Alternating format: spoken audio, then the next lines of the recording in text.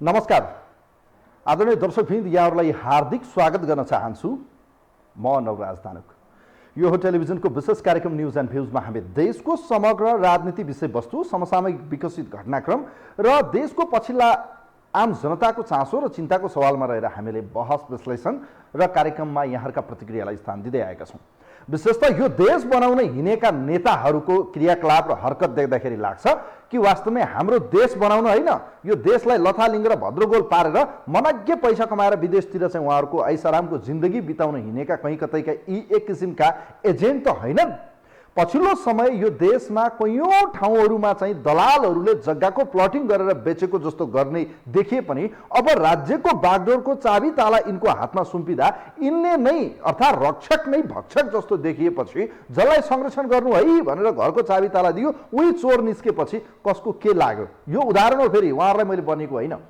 पछिल्लो समय यस्तै यस्तै देखियो। यो देशमा चाहिँ कयौँ पटक यति ओम्नी, यो देशमा कयौँ पटक कस्ता ठुला ठुला काण्ड देखिए, वाइट बडी लाउडा काण्ड देखिए, हुँदा हुँदा बालुवाटार काण्ड देखियो, जहाँ चाहिँ दिउँसै अर्काको जग्गाको नाम आफ्नो नाममा सुकुम्बासी बनेर पास गर्ने नेताहरू पनि देखिए, तर तिनै मन्त्री बने। हो, यस्तै यस्तै देखियो पछिल्लो समय।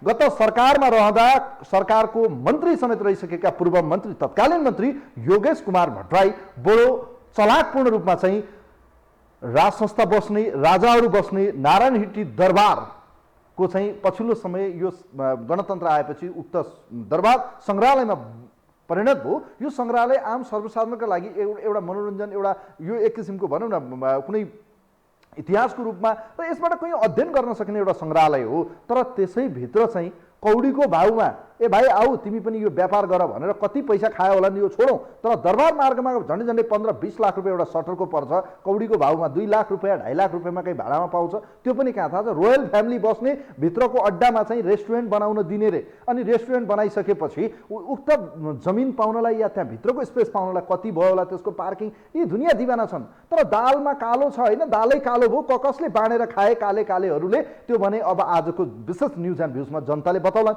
तर त्योभन्दा पहिले बडो शाबासी म दिन चाहन्छु वर्तमान सरकारका मन्त्री जो पर्यटन मन्त्री हुनुहुन्छ, संस्कृति मन्त्री प्रेम बहादुर आले मगर। वास्तवमै उहाँ कति नम्बरमा हुनुहुन्छ त्यो मलाई थाहा छैन, तर उहाँले जुन एक्सन यतिखेर लिइरहनु भएको छ पब्लिक ओरिएन्टेड भएर, एक्सन ओरिएन्टेड अर्थात् जुन काममा हात हाल्यो त्यो कामलाई चाहिँ एक किसिमको आउटपुट निकाल्ने गरेर उहाँले हस्तक्षेपकारी भूमिका गर्दै यतिखेर यो नारायण हिट्टी दरबारभित्र बनाउन खोजिएको रेस्टुरेन्टको कामलाई चाहिँ तत्काल रोकिदिनु भएको छ। यसका लागि म मन्त्रीज्यूलाई धेरै धेरै धन्यवाद दिन चाहन्छु। हो, यसरी नै राम्रो काम गर्नुहोस्। अब यो अक्सिजन कार्बन डाइअक्साइड छोड्नुहोस्। अब यसरी नै एक्सन ओरिएन्टेड हुनुभयो भने पक्कै तपाईँहरूको वाहवाही हुनेछ र आउँदो चुनाव निकट भविष्यमै छ। त्यसका लागि पनि म अग्रिम तपाईँहरूले चाहिँ जनताले मूल्याङ्कन गर्नु होला। तर नारायण हिट्टी दरबारको विषय र विशेष गरी देशभरि यो व्यथिति जताततै बिचौलिया जस्ता देखिएका सुकुम्बासीलाई जमिन दिन्छु भन्ने आफ्नै नाममा जमिन पास गर्न बेर नलाउने नेताहरूबाट देश विकासको आशा गर्नु मूर्खता हो।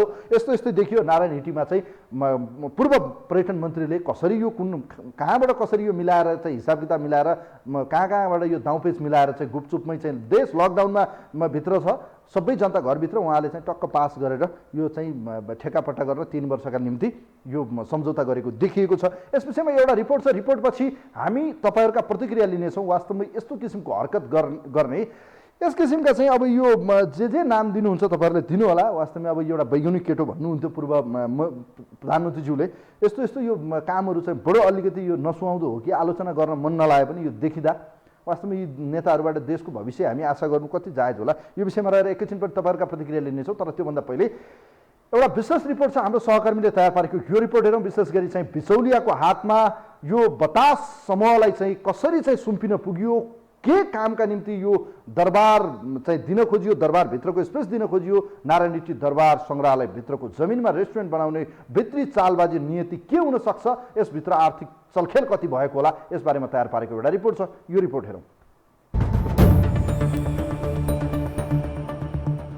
देश बनाउँछु भन्दै राजनीति गर्ने र जनताको भोटकै काँध चढेर सत्तामा पुग्ने, सत्तामा पुगेपछि मैमत्त हुँदै स्रोत साधनलाई कौडीको भावमा मिल्काउने यो देशका शासकहरूको परिचय नै हुँदै आयो।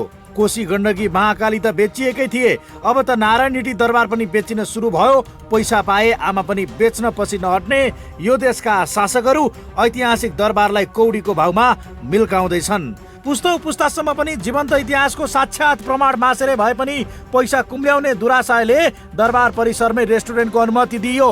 ऐतिहासिक यो सम्पदा तपाईँ हाम्रो अमूल्य निधि त हो। युगौँ युगसम्म साक्षात इतिहासको साँची प्रमाणलाई सिद्ध्याउने शासकहरूको नालायकीपनको पछिल्लो शिकार बन्यो नारायणहिटी दरबार।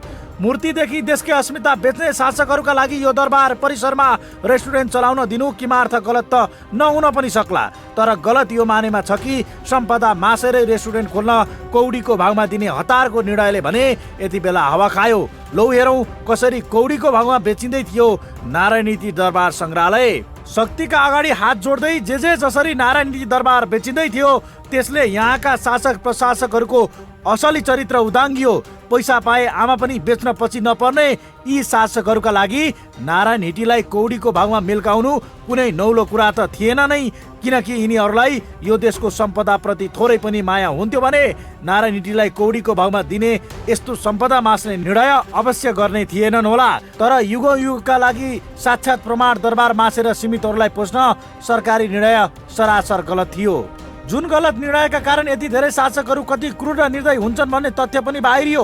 गुपचुपमै सरकारले जे जसरी बतास समूहलाई 10 रोपनी जग्गामा रेस्टुरेन्ट खोल्न अनुमति दियो, त्यो विवादित निर्णयको खबर बाहिरिएपछि सरकारमाथि निरन्तर दबाव पर्यो। सम्पदालाई कौडीको भावमा मिल्काउने निर्णयको खिलाफमा स्वयं पर्यटन मन्त्रालय उभिन बाध्य भयो। ऐतिहासिक संरचनालाई यसरी खलल पुग्ने गरी कुनै पनि संरचना खडा गर्न नपाइने प्राचीन स्मारक ऐनले बोल्दा बोल्दै पनि बतास समूहका अघि मन्त्रालय र त्यस मातहतका हाकिमहरू लम्पसार परेका थिए। नारायणहिटी दरबारलाई कौडीको भागमा दिने तत्कालीन सरकारले जति बेला निर्णय गरेको थियो त्यति बेला मुलुक कोरोना महामारीको लपकाले जलिरहेको थियो। महामारीले सर्लक्कै देश छोपिएको त्यही मौकामा चौका हान्दै नारायणहिटी दरबार बतास समूहलाई बुझाउने सम्झौता गरिएको थियो। पशुपति क्षेत्र विकास कोषको मातहतमा रहेको धर्मशाला कब्जामा लिएको बतास समूहलाई तत्कालीन सरकारले नारायणहिटी दरबार क्षेत्र पनि जिम्मा दिने निर्णय गरेको थियो। अहिले तपाईँ नारायणहिटी यो चाहिँ सङ्ग्रहालय होइन, यो चाहिँ पर्यटन तथा नारी उद्यान तथा सांस्कृतिक मन्त्रालय अन्तर्गत चाहिँ पर्छ। अब यो कुरा अब उहाँहरूले कसरी अगाडि बढाएको छ त्यो कुरा हामीलाई जानकारी छैन। जहाँसम्म अब यो नक्सा पासको विषयमा कुरा उठ्यो, त्यो अहिले जुन संरचना निर्माण गर्दैछ त्यो विषयमा महानगरले कुनै पनि स्वीकृति प्रदान गरेको छैन। बतास समूह र मन्त्रालयका हाकिमहरूको चोचो मोचोमै 77 साल श्रावणमा नारायणहिटी दरबारमा रेस्टुरेन्ट खोल्ने निर्णय भयो। नारायणहिटी दरबार परिसरमा रहेको 754 रोपनी मध्येबाट 10 रोपनी जग्गामा बतास समूहलाई रेस्टुरेन्ट खोल्न भन्दै कौडीको भागमा दिइएको थियो। तत्कालीन पर्यटन मन्त्री योगेश भट्टराईको पालामा बतास समूहले 10 रोपनी जग्गामा रेस्टुरेन्ट खोल्न भन्दै कब्जामा लिएको थियो। सरकारी निर्णय भएको लामो समयपछि नारायणहिटी बेचिएको खबर जब बाहिरियो तब सरकारमाथि निरन्तर दबाव पर्दै गयो। ऐतिहासिक सम्पदा मासेर सीमित घराना समूहलाई पोस्ने जुन सरकारको कुनियत उद्देश्य थियो त्यसले साकार रूप त अझै लिन पाएको छैन। त्यही पनि सरकारमा बस्नेहरूले कतिसम्मको गलत निर्णय गर्न पनि पछि पर्दैनन् भन्ने तथ्यलाई नारायणहिटी दरबार क्षेत्र परिसरमा बतास समूहलाई रेस्टुरेन्ट खोल्न दिने सुनियोजित योजनाले छ्याङ्गे भयो। भलै यो सरकारका पर्यटन मन्त्रीले त्यसमा बाधा ल्याइदिए।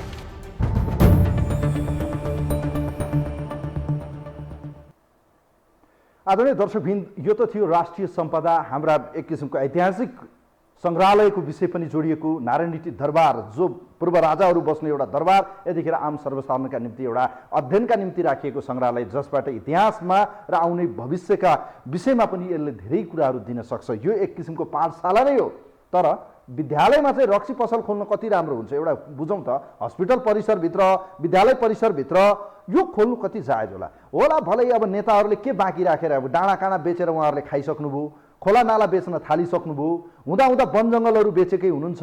अब हुँदा हुँदा यो अलिकति सङ्ग्रहालय जस्तो राखिएको चाहिँ देखिएको यो 50 रोपनी जति देखिएको यो भनौँ न, खास गरी नारायणहिटी दरबारको क्षेत्रमा 10 रोपनी जमिन कौडीको भाउमा। अब त्यो 3 वर्षका लागि भनेको त्यो फेरि बढ्थ्यो पनि होला।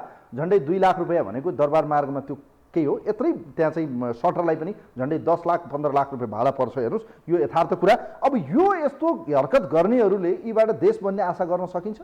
तपाईँहरूलाई के लाग्छ? कोही हुनुहुन्छ हाम्रो लाइनमा, उहाँलाई वेलकम गर्न चाहन्छु। नमस्ते, यहाँलाई स्वागत छ कार्यक्रममा। हजुर नमस्कार। ल, अब कौडीको भाउमा चाहिँ दरबार मार्ग यो नारायणहिटीमा चाहिँ सबै कुरा पाउँदो रहेछ। तपाईँहरूलाई पनि अब त्यहाँ चाहिँ यसो मिलाउन सक्यो भने चाहिँ मिल्ने देखिन्छ। अब सरकारको पूर्व मन्त्री चाहिँ यस्तो काममा लागेको देखियो। यो हरकतलाई के भन्नुहुन्छ? कहाँबाट को बोल्नुभयो तपाईँ? म अर्घाखाँची ज्ञानप्रसाद भुषाल हो। हजुर हजुर ल अब यस विषयमा आज राम्रै प्रसङ्ग आएछ। हजुर अब तपाईँलाई कतिको ध्यान छ, बहुदलीय सामन्तवादको सुरुवात भयो नेपालमा भनेर म बोलेको 6-7 महिना भए। हेलो हजुर हजुर म सुन्दैछु। बहुदलीय सामन्तवादको सुरुवात भयो भनेको बहुदलीय सामन्तवाद भनेको यही हो।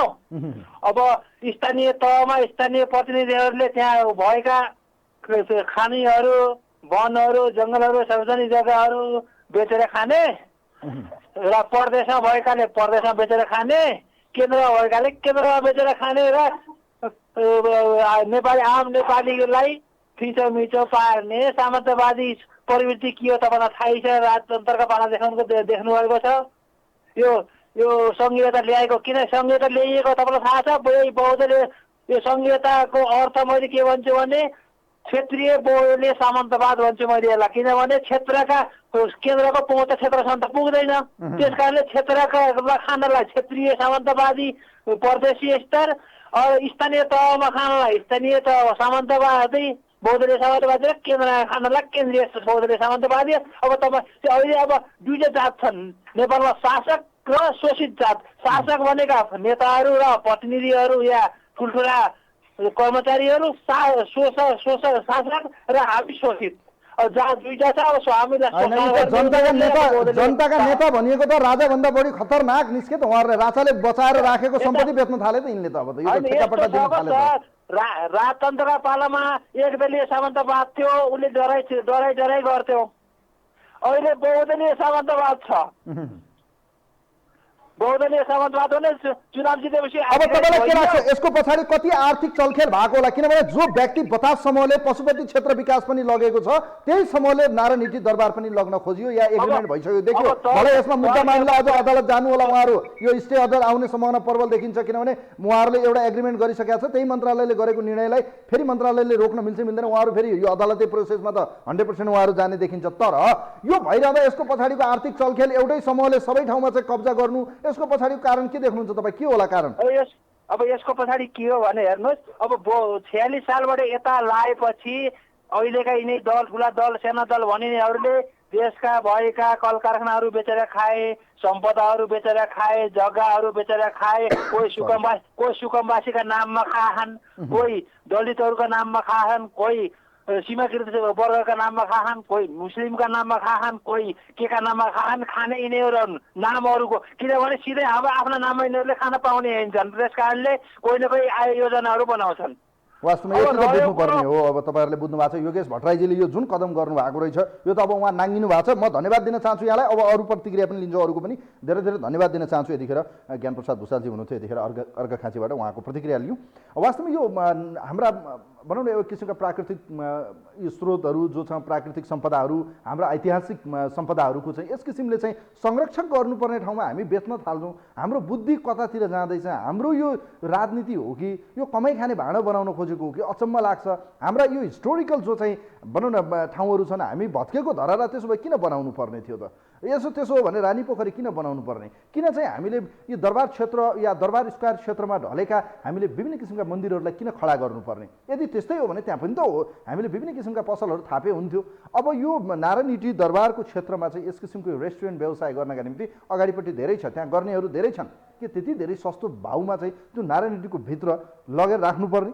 वास्तवमा यो त दालमा कालो होइन, पुरै दालै कालो छ। हेर्नुहोस्, अब यो विषयमा तपाईँहरूका प्रतिक्रिया लिँदैछौँ। यस्तो किन गर्छन्, किन गरियो, यसको पछाडि आर्थिक चलखेल कति होला? एउटै समूह, बतास समूह, पशुपति क्षेत्र विकास र नारायणी दुवै उसको पन्जामा कसरी पुग्यो त? कोही हुनुहुन्छ हाम्रो लाइनमा? हेलो, समुद्र लाग्छ उहाँको टेलिफोन डिस्कनेक्ट भएको छ। हामी तपाईँहरूका प्रतिक्रिया लिँदैछौँ। विशेष गरी यो नारायणी दरबार क्षेत्रको जुन त्यहाँभित्रको जमिनमा चाहिँ रेस्टुरेन्ट बनाउने एउटा एग्रिमेन्ट गरियो, 10 रोपनी जग्गा दिने एउटा एग्रिमेन्ट 3 वर्षका निम्ति उहाँहरूले एग्रिमेन्ट गर्नुभएको छ, प्रति महिना 2,50,000 को दरले। यस्तो परिस्थितिमा हेर्ने हो भने उहाँहरूलाई कति मिल्थ्यो, त्यो बेचेर के मिल्थ्यो, त्यो एउटा पाटो होला। तर यो गर्नुपर्ने कारण चाहिँ के? किन गरियो यस्तो? यो अहिले रोकिएको छ, यो रोक्नुपर्ने अब एक किसिमको प्रेसर होला। तर यो कति अब होला, किनभने एग्रिमेन्ट गर्नुभएको छ, उहाँहरू त मुद्दा मामिला 100% जानुहुन्छ। कोही हुनुहुन्छ हाम्रो लाइनमा? हेलो हेलो, नमस्ते। नमस्ते, म बनस्थलीबाट नेत्रबहादुर बस्नेत हो। ल, नारायणीमा जग्गा बिक्रीमा छ है, त्यहाँ पाउँदैछ, तपाईँहरू पनि जानुपर्ने होला त्यहाँ। मैले आज अहिले भर्खरै यो कुराहरू थाहा पाएँ तपाईँको मिडियाभन्दा अलिकति अगाडि मैले हेर्दै थिएँ त्यहाँ यो व्यक्ति त्यहाँ गर्ने यो यस्तो योजना ल्याउने गराउने व्यक्तिको यिनीहरूलाई पत्ता लगाउनु पर्यो। मेन चाहिँ यी राष्ट्रघातीहरूलाई पहिले पत्ता लगाउनु पर्यो कुन कुन व्यक्ति हुन्, यो सत्य तथ्य ल्याइदिनु पर्यो। तपाईँ मिडियाहरूलाई मैले यो अपिल गर्न हामीले भनिसक्यौँ त, पूर्व मन्त्री योगेश भट्टराईको पालामा यो एग्रिमेन्ट भएको छ भनेर भनिसक्यौँ हामीले। हो त्यो भित्र कसको हात छ, कुन कुन व्यक्ति हुन्, सत्य तथ्य ल्याइदिनु। सचिव यादवजी हुनुहुन्छ, यादवजी। गद्दारहरूलाई आकाशमा गए पनि पत्तालमा गए पनि छाड्नु हुँदैन। यिनीहरूको बाउको सम्पत्ति हो, राष्ट्रको सम्पत्ति। यिनीहरूलाई मन परि गर्न कसले दियो अधिकार? तपाईँको अहिले जग्गा जमिन काहीँ छैन। त्यो चाहिँ जग्गा दलालहरूसँग चाहिँ माफियाहरूसँग मिलेर यिनीहरूले जे पनि गर्ने, मन परि गर्ने। राष्ट्रिय के बाँकी राख्ने भयो? तपाईँ एउटा कुरा भन्नुहोस् त नेत्रजी, के बाँकी राख्ने भयो? बालुवाटारको जग्गा खाइसके, अब यो नारायणहिटी छिरिसक्यो होला। हेर्नुहोस् त, गणतन्त्र त वास्तविक गणतन्त्र यिनीहरूलाई त आएको देखियो त। होइन, तपाईँको यो राजालाई मारेका, मदन भण्डारी मारेका, सुशील मारेका पनि यिनीहरूले हुने। यही कारणले त यही खानालाई मारेका हुन् नि त। यो खाने नभएदेखि त बचाइहाल्थ्यो नि त। यो नेपालको सेना पुलिसले के हेर्छ? यो नेपाल पुलिस र चाहिँ तपाईँको सेनाले के हेर्छ? यिनीहरूलाई किन पक्राउ गर्दैन? यो हतियारहरू किन ख्याल लगाएर राख्छ? मैले बुझिनँ। देउतीमालाई हामीलाई पनि आउँछ अलिअलि चलाउन। त्यो हतियार निकाल बाहिर, हतियार निकाल्नुपर्छ बाहिर। अब खोपामा हालेर, दराजमा, बक्सामा हालेर राख्ने होइन। यसको पछाडिको कारण के देख्नुहुन्छ? अब यो दिनुपर्ने कारण चाहिँ के पैसाको लोभै हो त? त्यसमा नेताहरूलाई पैसा नपुगेकै हो? होइन, यी विदेशीका दलालहरूले दिन्छन्। तपाईँको पैसा बाहिर छन्क्याइसके, सबैले उनीहरूको कार निकालिसके, सबै यी त बाहिर जान्छन्। मैले त 12 वर्ष भयो बाबा बोलेको। यिनीहरू राष्ट्रघाती हुन्, देशप्रति वफादार छैन भने त म त 12 वर्ष भइसक्यो बोलेको।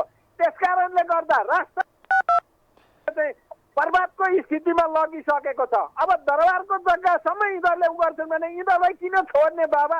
हामी किन नेपाली नबोले? के नेपालले बम र बारुद खान खोजेकै हो? साँच्चीकै फेरि हतियार उठाउन खोजेकै हो त? अब फेरि बम र बारुद झार्न खोजेकै हो त? अब देशको चाबीताला उहाँहरूको हातमा छ। कहिले खोला बेच्नुहुन्छ, कहिले के, अब यो बेच्नुभयो, अब अर्को बेच्नुहुन्छ, भोलि एमसीसी आउँछ अरू बेच्नु होला हैन? मान्छेलाई परेपछि नै हातमा बोकेर बम र बारुद आत्मघाती गरिन्छ। आत्मघाती राष्ट्रको विरुद्धमा केही गर्छ भने ज्यान गर केही हुँदैन। एकजना दुईजना मरेर केही हुँदैन। राष्ट्र बाँच्नुपर्छ, राष्ट्र बचाउनु पर्छ। कतिसम्मको चलाकी भन्नुहोस् त? कतिसम्मको चलाकी? देश पुरै लकडाउनमा, यहाँ चाहिँ एग्रिमेन्ट गरेर पास।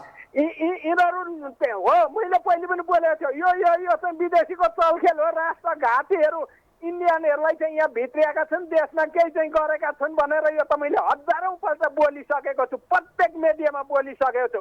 यिनीहरूको चाहिँ यो राष्ट्रघाती खेल छ है। यो भित्र जनतालाई भ्रम पार्ने अनि जनताको मानव तस्कर गर्ने भनेर त मैले पहिले बोलेको हो। कति खेप बोले छैन। यहाँलाई धेरै धेरै धन्यवाद दिन चाहन्छु। Thank you so much. Netra बस्नेतजी हुनुहुन्थ्यो वनस्थलीबाट। तपाईँहरूका प्रतिक्रिया लिँदैछौँ। नारायणहिटी सङ्ग्रहालय जुन रहेको छ त्यहाँभित्रको 10 रोपनी जग्गा चाहिँ सबै मान्छेहरू लकडाउनमा घर बसेको बेला खुसुक्क पारेर हाम्रो पूर्व मन्त्रीजी, एउटा पूर्व उहाँकै पार्टीको अध्यक्षले भन्नुहुन्थ्यो बैगुनी केटोले चाहिँ यो कहिलेकाहीँ चाहिँ सिग्नेचर गराउनु भएछ र बतास समूहलाई उहाँले यो भाडामा दिने काम गर्नुभएछ। कति चाहिँ उहाँलाई के बेनिफिट भएछ, के स्वार्थले उहाँले दिनुभएछ, अब उहाँले विज्ञप्ति निकाल्नु होला भोलि या पर्सि। सायद यस विषयमा उहाँले आफ्नो बचाउ गर्नुहुन्छ या के गर्नुहुन्छ त्यो हेर्न बाँकी छ। तर बतास समूहलाई पशुपति क्षेत्र विकास पनि दिनुपर्ने, दरबार यो भनौँ न नारायणहिटी दरबार पनि दिनुपर्ने, अरू कहाँ कहाँ छन् बाँकी त्यो पनि दिने होला। अब यस्तो यो एक किसिमको बडो दुःख लाग्छ। हेर्नुहोस्, यो देशको चाबीताला देश बनाउनुहोस् है, भविष्य बोक्नु भएको छ भन्यो, फेरि गल्ती गर्नुहुन्छ। आलोचना नगरौँ है भनियो, फेरि उहाँहरूको आलोचना गर्नुपर्छ। कहिले होला यो देशमा चाहिँ रेल चल्यो आहा भनेर, कहिले होला यो देशमा चाहिँ हाम्रा प्राकृतिक स्रोत साधन र हाम्रो यो भनौँ न एक किसिमका यी धरोहर मानिएका यी सङ्ग्रहालय, एउटा पौराणिक एक किसिमका यी सम्पदाहरू जो चाहिँ हाम्रा सम्पत्तिहरू छन्, यिनको चाहिँ यस्तो भयो है भनेर भन्न मिल्ने होला कि आज विदेशीहरू किन आउँछन् घुम्न त नेपालमा? यस्तै यी हाम्रो परम्परागत रूपमा रहेका यी यस्ता जुन चाहिँ सम्पदाहरू छन् यिनलाई हेर्नलाई आउँछन् नि त। तपाईँहरूले लेख्नु भएको छ दरबार स्क्वायर क्षेत्रमा के हेर्छन् त? त्यहाँ मठ मन्दिरहरू छन्, हाम्रा हिमालय क्षेत्रहरू छन्, कयौँ ठाउँहरूमा हाम्रा चाहिँ भनौँ न एक किसिमका प्रकृतिले दिएका धेरै कुराहरू छ। हामीले हिजो बनाएका राणाकालीन समयमा बनाएका धेरै सम्पदाहरूको संरक्षण हेर्ने त्यो हाम्रो सम्पत्ति हो। तर हामी त्यही क्षेत्र बेचेर चाहिँ अब यो भट्टी चलाउन खोज्छौँ भने अब यसले के सन्देश देला तपाईँहरू आफै बुझ्नुहोस्। कोही हुनुहोस्? हेलो हेलो हजुर नमस्ते। नमस्ते। कहाँबाट को बोल्नुभयो हजुर? म छैन महिना 9 बाँसगढीबाट। ल यहाँले आफ्नो प्रतिक्रिया राख्नुहोस्। अब यो नारायणी दरबार यो सङ्ग्रहालयभित्र रहेको 10 रोपनी जग्गा पनि यो त बिक्री भएछ, भाडामा दिइएछ 3 वर्षलाई, के भन्नुहुन्छ तपाईँ?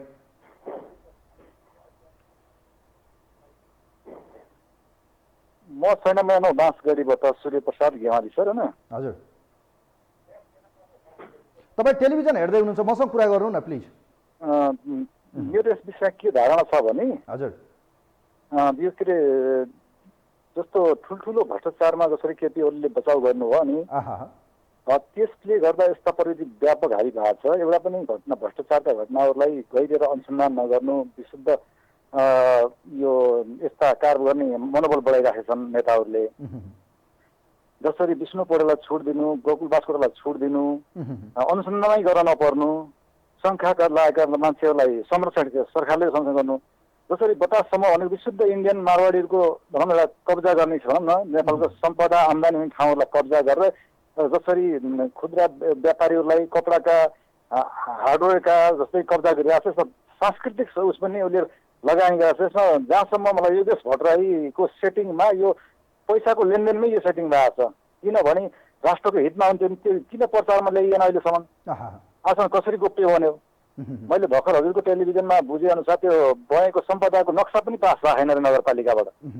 अनि एउटा सामान्य नागरिकले घर बन्दा नक्सा पास गर्न पर्ने, यत्रो विश्व सम्पदा सूचीमा पर्न सक्ने सम्भावना भएको ठाउँलाई जारी गोप्य एउटा सामान्य निर्णयको भरमा दिने। अनि यहाँभन्दा लाचार भनौँ यहाँ जस्तो भनौँ सार्वजनिक सम्पत्तिमा योभन्दा बराबर के हुनसक्छ? अरू होइन, जे गरे पनि छानबिन छैन, कानुन छैन। तपाईँले देख्नु भएको छ, मनपरी छ, गणतन्त्र कसलाई आयो उहाँहरूलाई आयो। हेर्नुहोस् अब यो यस्तो यो लाचार जस्तो हाम्रा यो प्राकृतिक सम्पदाहरूको यस्तो यो भनौँ न हामीले यो सम्पदाहरूको चाहिँ संरक्षण गर्न सकेनौँ। हेर्नुहोस् है, अब यो सम्पदाहरूको यो रक्षकलाई जसलाई हातमा दियो उसैले अब बेच्न थालेपछि के भन्ने होला? यस्तो किन गर्छन् होला? उहाँहरूको के स्वार्थ हुनसक्छ भन्नुहोस् त? के होला? यो त हजुरको के छ नि एकदम नीच र घटिया सोच र हजुरको जस्तो पदमा पुगिसकेपछि मभन्दा ठुलो कोही छैन र मलाई कसैले केही गर्न सक्दैन, कानुन पनि मेरो अन्डरमै छ अथवा कानुनलाई मैले जब नाच्छु त्यो नचाउँछु भन्ने एउटा अहमता भनौँ कि अब एउटा भनौँ सरकार चलाउनेहरूले त्यस्ता मान्छेलाई संरक्षण दिएको भनौँ कि अब यिनी कारणले गर्दाखेरि धेरै सम्पदाहरू र सम्पदादेखि लिएर प्रकृतिका साधन स्रोतमा पनि हजुरको तल्लो वर्ग कहिले पनि पहुँच भएन, चाहे लोकतन्त्र भन्नु, गणतन्त्र भन्नु, प्रजातन्त्र भन्नुहोस्। यस्तै मान्छेहरूको हाबीले गर्दाखेरि विशुद्ध कर तल्लो तहले तिर्छ। उपभोग हजुरको जहिले पनि माथि तथा नेता भनौँ न पहुँचवाला हुने खानेले मात्रै त्यसको उपयोग गर्छ। पञ्चायत बालुवाटार काण्ड भयो, व्हाइट बडी काण्ड भयो, काण्ड भयो, सुन काण्ड भयो, कसैलाई पक्रेन। हेर्नुहोस् यस्तै हो यो काण्डहरू जे भए पनि यो देशमा हामी जनता कराउँदै गर्छौँ, मिडिया कराउँदै गर्छ, उहाँहरूलाई मस्ती छ। हेर्नुहोस् अब के गर्ने होला, के गर्ने, अब के गर्ने, हेर्नै बस्ने होइन त? त्यही हो, उहाँहरूलाई फेरि अत्याधिक मत दिएर उनीहरूलाई जिताएर पठाइदिन्छौँ हामी। जो चाहिँ यस्तो क्रियाकलाप हुन्छ तिनीहरूलाई हामी वाहवाही गरेर हामी 100 किलोको माला, 50 किलोको माला अनि अत्याधिक बहुमतले उहाँलाई जिताइदिन्छौँ हामी, होइन र? हस्, यहाँलाई म धेरै धेरै धन्यवाद दिन चाहन्छु। Thank you so much. वास्तवमा यी महत्त्वपूर्ण विषय हामीले उठान गरिरहँदा हामी आलोचना गर्छौँ, हामी कसैलाई खुइल्याउने काम चाहिँ गर्दैनौँ है, यो चाहिँ क्लियर होस्। हामी आलोचना यस अर्थमा गर्छौँ कि उहाँका गलत क्रियाकलापहरू पुनः नदोहोरिउन्, यसबाट अरूले पनि नगरून्। यो देशमा चाहिँ व्यथिति छ, विसङ्गति छ, भ्रष्टाचार छ। हामीले देख्यौँ विभिन्न ठाउँमा अनियमितता छ। कोरोना महामारीमा चामल बिक्रीमा समेत भ्रष्टाचार भएका कयौँ काण्डहरू हामीले देख्यौँ।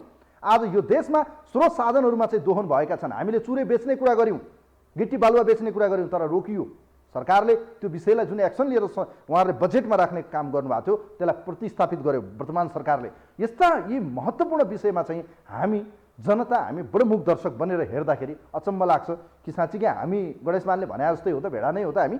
कोही हुनुहुन्छ हाम्रो लाइनमा, उहाँलाई म वेलकम गर्न चाहन्छु। नमस्ते, यहाँलाई स्वागत छ कार्यक्रममा। हेलो हजुर, नमस्कार। नमस्कार। कहाँबाट को बोल्दै हुनुहुन्छ हजुर? म झापाबाट बलबहादुर भट्टराई भन्ने मान्छे। अब यो हाम्रो सन्त नेता त्यसै गरी चाहिँ लौह पुरुष मानिने गणेश मानले भने जस्तै हो त, हामी त्यसो भए भेडा नै हो त, उहाँहरूले जे गरे हामी ताली पड्काइरहने, उहाँको पछि लागिरहने, देश बेचे पनि ठुलो ठुलो हेर्ने नै हो त हामी। यो देश भनेको नीति र जनतामुखी लोकतन्त्र नीति र जनतामुखी लोकतन्त्र भन्दा पनि नेता र व्यक्तिवादी लोकतन्त्र भएको हुँदा होइन, यहाँ बुर्जुवा लोकतन्त्र मात्र छ, यसमा लोकतन्त्र छैन। अनि अनौठो चाहिँ लाग्दैन यो उ गर्न। अनि यहाँ चाहिँ राजनीतिका तस्करहरू एक अर्काका परिपूरक जस्तो भएर यो देशलाई धारेर तपाईँ हामी जनतालाई चाहिँ सखा पारेर नेता मात्रै उभो लाग्ने अवस्था जस्तो देखिन्छ क्या यहाँ। नेताले नै दिए सबै बेच्यो भने अब के रह्यो, झन्डै चुरे बेच्दै हुनुहुन्थ्यो। गत सरकारले बजेटमै ल्याएको थियो, तपाईँहरूलाई देख्नु होला, चुरेको चाहिँ यो होइन।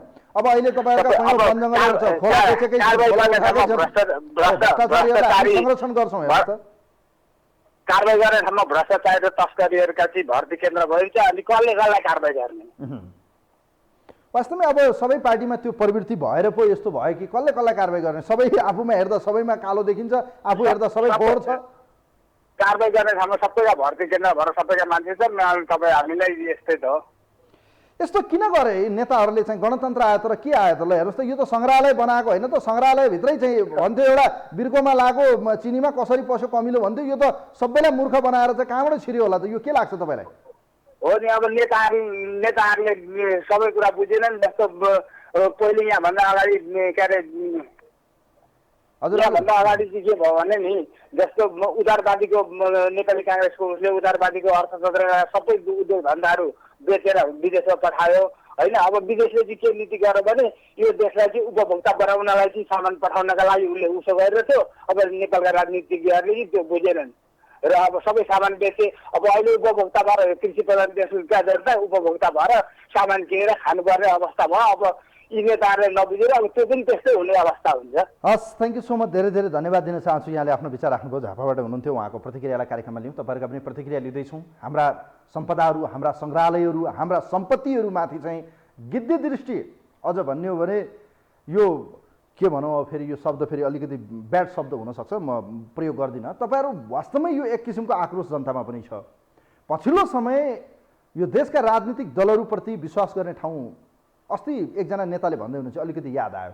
साँच्चै राजेन्द्र लिङ्गदेनले जस्तो भने जस्तै हो त? त्यसो भए यो मैले उहाँको शब्द लिँदै, गाउँमा नेताहरू आयो भने चोर आयो भन्छन् अरे, उहाँले भने शब्द भन्दैछु म। यो क्रियाकलाप हेर्दाखेरि यो शब्द अलिकति राजेन्द्र लिङ्गदेनले भने शब्द सुहाउने पनि देखिन्छ है। फेरि यो वास्तवमै यो किसिमको व्यवहार त हेर्दा त यो त यो सभ्य व्यवहार त होइन नि त।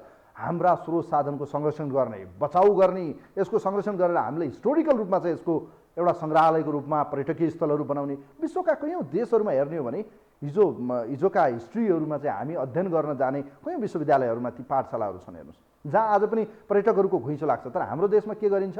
भएकोलाई भत्काउने अनि नयाँ बनाउने। अनि नयाँ के बनाउने? यो तपाईँहरूले देख्नुभयो, रेस्टुरेन्ट बनाउने, भयो भने क्लब बनाउने, नाइट क्लबहरू बनाउने, यी यस्ता भ्यू टावरहरू बनाउने। यो पो हो त हाम्रो विकास त। अब यस किसिमको चाहिँ यो कुन किसिमको यो अब भिजन हो मैले बुझ्न सकेको छैन। कोही हुनुहुन्छ हाम्रो लाइनमा? हेलो हेलो, नमस्ते। नमस्ते हजुर, कहाँबाट को बोल्नुभयो हजुर? भक्तपुरबाट जगत मण्डल हो। अब भक्तपुर त आफैमा एक किसिमको सम्पदाले भरिएको क्षेत्र। अब यो नारायणटी दरबार जो सङ्ग्रहालयको रूपमा थियो, त्यहाँ पनि अब यो भन्छ नि, अब यो कहाँबाट को छिर्यो भने जस्तै भयो। त्यहाँ पनि भित्र रेस्टुरेन्ट बनाउन पुरै एग्रिमेन्ट भएको देखियो। हेर्नुहोस् त, यो के भन्नुहुन्छ तपाईँ? यो कहाँ किन गर्छन् यस्तो कामहरू? अब यो त मेरो विचारमा यो सिम्पल भयो कि अब कसो हुन्छ भएको देशले अब माफियाहरूको कब्जा भइसकेको छ होइन। हजुर, त्यसले हुनाले यो अहिले मात्रै होइन, 50 वर्ष अगाडिदेखि नै देशमा चाहिँ चलखेल भइरहेको छ। या विदेशी एउटा यस्तो माफिया ग्याङ छ कि जुनसुकै देशलाई चाहिँ भ्रष्ट पार्नु छ भने पहिला उनीहरूलाई शिक्षाकर्मीलाई भ्रष्ट गर्छ, अनि नेतालाई भ्रष्ट गर्छ, अनि त्यहाँबाट न्यायालय यहाँ युवाहरूलाई भ्रष्ट गरेपछि यो देशमा जे पनि हुन्छ, कुनै देशमा जे पनि हुन्छ क्या। धन्य राजाको सिरपेज बेचेन छन् हजुर। यो पनि भाडामा दिएको भए के थाहा, उहाँहरूले बेच्न बेर लाउन न। हेर्नुहोस्, यो दरबार बेच्ने यो बेसी यो धरापमा पाल्न लागिसकेको छ। एमसिसी यदि पास भयो भने देश चाहिँ अब छ नि हजुर अमेरिकाको सैनिक परेड हुन्छ यहाँ के। जस्तै पहिला यस्तो किन गरे त, के कारणले गरे त, के लाग्छ यसको पछाडि सबै पैसा नै हो कि गुलामै भयो कि बिचौलियाको चाहिँ सङ्गतले नेताहरू पनि त्यो किसिमको हरकतमा उत्रे कि यो के लाग्छ तपाईँलाई? उहाँहरूलाई नीति नियमले नदिएको विषय, उहाँहरूलाई गर्नै नमिल्ने विषय, यत्रो बालुवाटारको काण्ड हामीले हेऱ्यौँ, जग्गा गायब, मान्छे गायब, अहिलेसम्म कारबाही छैन। हेर्नुहोस् सिआइबीको टोली पनि अनुसन्धान गर्दैछ, मुद्दा कहाँ छ कहाँ? माफियाहरूको त अब खालि अब यो माफियाहरूको चाल के छ भने अब नेपालका युवाहरूलाई कसरी विदेश पलायन गर्ने होइन, अनि उनीहरूले विदेशमा के निर्देशन दिन्छ के गर्छ क्या। जस्तै माओवादी जनयुद्धले अब ल यो काठमाडौँ जब ध्वस्त गरिदियो भने ध्वस्त गरिदियो, यो जनयुद्ध होइन क्या, यो गृहयुद्ध हो क्या। त्यसो हुनाले अब हरेक हिसाबले प्रयोग गर्छ क्या विदेशी माफियाले। कहिले एमालेलाई प्रयोग गर्छ, कहिले कङ्ग्रेसलाई प्रयोग गर्छ, कहिले चाहिँ हरेकलाई प्रयोग गरेर चाहिँ देशलाई चाहिँ परजीवी गर्ने क्या। अब यिनीहरूले त यस्तो यस्तो गर्दा गर्दा के पो बेच्छन् हेर्न बाँकी छ। म धन्यवाद दिन चाहन्छु यहाँलाई, धेरै धेरै धन्यवाद छ। हस्, यहाँलाई थ्याङ्क यू सो मच। हामी अन्तिम कल लिन्छौँ आजलाई। अब कोही हुनुहुन्छ हाम्रो लाइनमा भने उहाँको कल लिन्छौँ हामी। विशेष गरी पछिल्लो समय दरबार जुन रहेको छ नारायणहिटी दरबार, जो चाहिँ पूर्व राजा बस्नुभयो, त्यहाँ राजाको एउटा शाही भनौँ न एउटा परिवार बस्ने शाही रोयल फ्यामिली जसलाई चाहिँ हामी हाम्रा राजा भनिन्थ्यो, त्यो ठाउँ बस्ने त्यो सङ्ग्रहालय बन्यो। पछिल्लो समय गणतन्त्र आयो, गणतन्त्र आएसँगै त्यो ठाउँलाई चाहिँ सङ्ग्रहालयको रूपमा परिणत गर्यो, राज्यले आफ्नो सम्पत्तिको रूपमा त्यसलाई चाहिँ अनरसिप गर्यो। तर आज राज्यको सम्पत्ति भन्ने बित्तिकै बेच्न मिल्ने, भाडामा दिन मिल्ने, नहुने काम गर्न मिल्ने हो। वास्तवमा यो यसको बेनिफिट के थियो? सङ्ग्रहालय हो, त्यहाँभित्र बरु अन्य अन्य चिजहरू चाहिँ जुन छ भएको चिजलाई बचाउने कि ध्वस्त गरेर चाहिँ नयाँ बनाउने, या त्यो पनि के अरे थाहा छ? रेस्टुरेन्ट, दारू खाने भट्टी। कोही हुनुहुन्छ हाम्रो लाइनमा, उहाँलाई म वेलकम गर्न चाहन्छु। नमस्ते, यहाँलाई स्वागत छ कार्यक्रममा। हेलो हेलो हजुर, नमस्कार सर। नमस्कार, म खड्ग पौडेल बुढालिन कण्ठबाट। हजुर ल, आफ्नो विचार राख्नुहोस्। अब तपाईँसँग धेरै बोलिनँ मैले।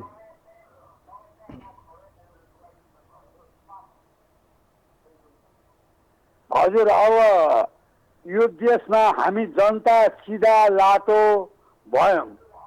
यो बाघको छालामा स्यालको दाई भयो। अब नाम चाहिँ गणतन्त्र, संहिता, यी लोकतन्त्र भन्ने, अब यिनीहरू खालि कमाउन आएको। अब 6-7 जना मन्त्रीहरू पटक पटक मन्त्री भएका व्यक्ति नै छन् अहिले।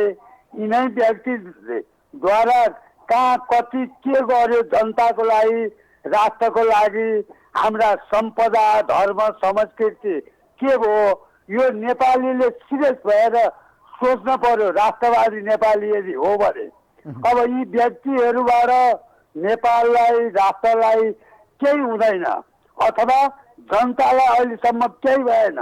जनता धेरै पीडित भए, बेरोजगारी भए। अब जनताले गरे खाने सर्वनाश एउटा उरास लाग्दो नेपाल बनाइसकेको छ। भएका जग्गा अब नारायणटी जस्ता, अब पशुपति हाम्रा होइन भने राजा हामीले थालेको होइन भने हिजो गणतन्त्र ल्याउनका निम्ति पौडेलजी। अब यी व्यक्तिलाई, यी पात्रहरू भएसम्म राष्ट्रलाई बाँकी राख्दैन। यसलाई पुरा नेपाली, आम नेपालीले सोच विचार गरेर राष्ट्रवादी एक भएर यो कहाँ गल्ती भएको छ हाम्रा सीमादेखि लिएर सब सुधार्नलाई यो सीमाको कुरामा त उहाँहरू बोल्नुहुन्न। सीमाको कुरामा त तपाईँले हेर्नुभयो, तपाईँको कुरा मेरो पनि कुरा सुनिदिनुहोस्। तपाईँलाई म आग्रह गर्न चाहन्छु। हामी सीमाको कुरा गर्छौँ। लिपुलेखमा त्यहाँको चाहिँ तपाईँको भनौँ न, खास गरी त्यहाँको प्रदेशको प्रमुख अर्थात् त्यहाँको चाहिँ गभर्नर त्यहाँ पुगेर चाहिँ पलेटी मारेर बस्नुभयो। कसैले हामीले बोलेनौँ आजसम्म। लिपियाधुरा लिपुलेखमा उहाँहरू पुगेको देख्नुभयो होला, पलेटी मारेको, बुट बजारेको देख्नुभयो, तर हामी बोलेनौँ। खै ठिक छ, यो देशका सिमानाको विषयमा हामी बोल्दै गरौँला, तर हाम्रो घरभित्रै छिरेर चाहिँ यो बिक्री वितरणहरू, यो भाडामा दिने काम चाहिँ अत्यन्तै गलत भएको छ। अब म जाँदा जाँदा एउटा कुरा मात्रै भन्न चाहन्छु। यदि साँच्चीकै देश बनाउने हो भने 2000 म धेरै अगाडि जान्न 2046 साल अर्थात् बहुदलीय व्यवस्था आएसँगै यो देशमा नेताको हैसियत के थियो र आज उहाँहरूको हैसियत कहाँ पुगेको छ एकपटक उहाँहरूको छानबिन गर्ने जनताले चाहिँ आफ्नो तागत देखाउने हो र यिनका सम्पत्तिमाथि चाहिँ हामीले छानबिन गर्ने या यसलाई चाहिँ राष्ट्रियकरण गर्ने हो भने यो देशमा को कतिले चाहिँ कति भ्रष्टाचार गर्यो छर्लङ्ग हुन्छ। हाम्रो देशमा सुशासन कायम गर्ने भनिन्छ, भ्रष्टाचार नियन्त्रण गर्ने भन्छौँ, अख्तियार आफैमा चाहिँ एउटा राजनीतिक नियुक्तिको अखडा बनेसँगै कसैले काम गर्न सकेन। सम्पत्ति शुद्धिकरण आफै नेताको मातहत र प्रधानमन्त्री मातहत भएसँगै कसले कसलाई कारबाही गरिदिने, यस्तो व्यथिति मौलाइरहँदा नेताको सम्पत्ति कति छ कसैलाई थाहा छैन। यो देशमा चाहिँ यसरी हेर्ने हो भने एउटा सामान्य गाउँबाट आएको नेता, चप्पल लगाएर आएको नेता आज महलमा पुगिरहँदा यही नै हो भ्रष्टाचारको श्रृङ्खला। यस्तो भइरहँदा बिचौलिया र एक किसिमको यो परिस्थिति जुन छ, शब्द प्रयोग गर्न चाहन्न म, जो दलाल उहाँहरूले भन्नुहुन्छ, खास गरी कम्युनिस्टहरूले, यस्तो यो प्रवृत्तिबाट यदि देश अगाडि बढ्ने हो भने देश बन्छ लाग्छ। गणेश मानको शब्दलाई फेरि म लिन चाहन्छु। स्वर्गीय गणेश मान सिंह लौह पुरुषले भन्नुहुन्थ्यो, नेपाली जनता साँच्चीकै भेडा जस्ता देखिएका हुन् कि के हो। यो अब पनि नसोचे भने यी नेताहरूको हैसियत एकचोटि हेर्नु होला।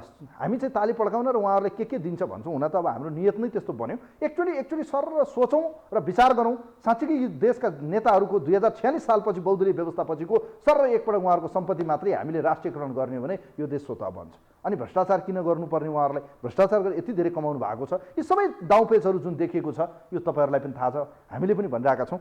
आजलाई कार्यक्रम यही बिट मार्छौँ। राष्ट्रिय सम्पदा हाम्रा यी जो चाहिँ पौराणिक रूपमा बचेका यी सम्पदाहरूको संरक्षण गरौँ, यसको जगेर्ना गरौँ र हाम्रा यी सम्पदालाई चाहिँ एउटा टुरिज्म एउटा सेक्टरको रूपमा हामीले विकास गर्ने कुरा गर्छौँ। तर जो टुरिज्म सेक्टरको आफै त्यसको घरमुली छ, उही आफै यस्तो क्रियाकलाप गर्छ भने कसलाई के भन्नु।